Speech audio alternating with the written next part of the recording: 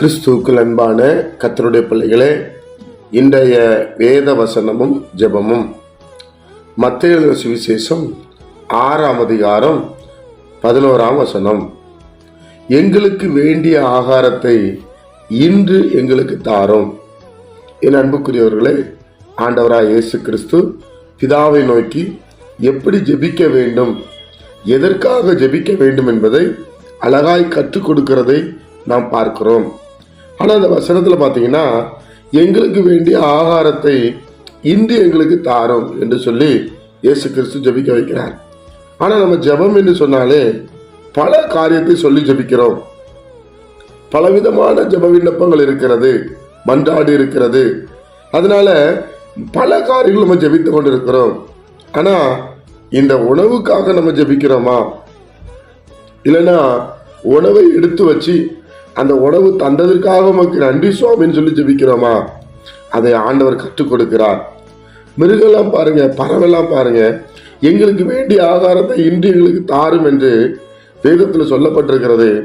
நீர் மறைக்க அவைகள் திகைக்குமா? அப்போ கர்த்தர் உண்டாக்கின ஒவ்வொரு ஜீவன்களுக்கும் ஆண்டவர் உணவு கொடுக்கிறார். மனிதனை மேன்மையாய் படைத்திருக்கிறார். அவனுக்கு எல்லாம் மனிதனுக்கு கட்டாயம் உணவு கிடைக்கும். ஆனா அந்த உணவு கிடைப்பதற்கு முன்பாக இப்படி ஜெபிக்க வேண்டும் என்று ஆண்டவர் விரும்புகிறார். தேவனுடைய பிள்ளைகளே, இந்த உலகத்துல எது வேணாலும் இல்லாம இருந்துடலாம். ஆனா உணவு இல்லாம என்ன பண்ண முடியாது, இருக்க முடியாது. அது முக்கியமான ஒரு பகுதி. அந்த உணவை நமக்கு ஆசீர்வதி தரணும். அந்த சாப்பிடக்கூடிய பலனை கர்த்தர் தரணும். எத்தனையோ பேருக்கு வசதி வாய்ப்புகள் இருந்தாலும் சில உணவை அவர்களால் சாப்பிட முடியாது. அதனாலதான் கர்த்தர் அந்த உணவை தாரும் என்று சொல்லி ஜெபிக்க கற்றுக் கொடுக்கிறார். என் அன்புக்குரியவர்களே, நீங்களும் கர்த்தரிடத்துல ஜெபம் பண்ணுங்க. உணவு சாப்பிடுவதற்கு முன்பாக ஆண்டவர் நன்றி சொல்லுங்க. சாப்பிட்டு முடித்த பிற்பாடும் நன்றி சொல்லுங்க.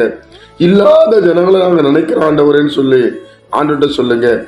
உணவு இல்லாத ஜனங்களுக்கு கொடுத்து வாழ வேண்டும் என்கிற எண்ணம் எனக்கு வரணும் ஆண்டவரே என்று சொல்லி ஆண்டவரத்துல ஜெபம் பண்ணுங்க.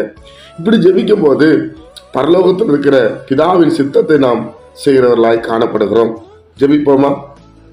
பரிசுத்தமுள்ள நல்ல ஆண்டவரே, உம்முடைய குமாரன் இயேசு கிறிஸ்துவின் நாமத்தில் நாங்கள் வருகிறோம்ப்பா. இந்த நாளை எங்களுக்கு ஆசீர்வதித்து தாரும்.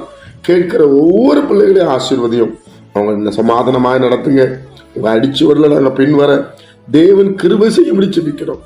எல்லா மகிமையும், எல்லா துதியும், எல்லா கனமும் உமக்கே செலுத்துகிறோம். மீட்பர் இயேசு கிறிஸ்துவின் மூலமாய் இந்த ஜெபத்தை நல்ல பிதாவே, ஆமென்.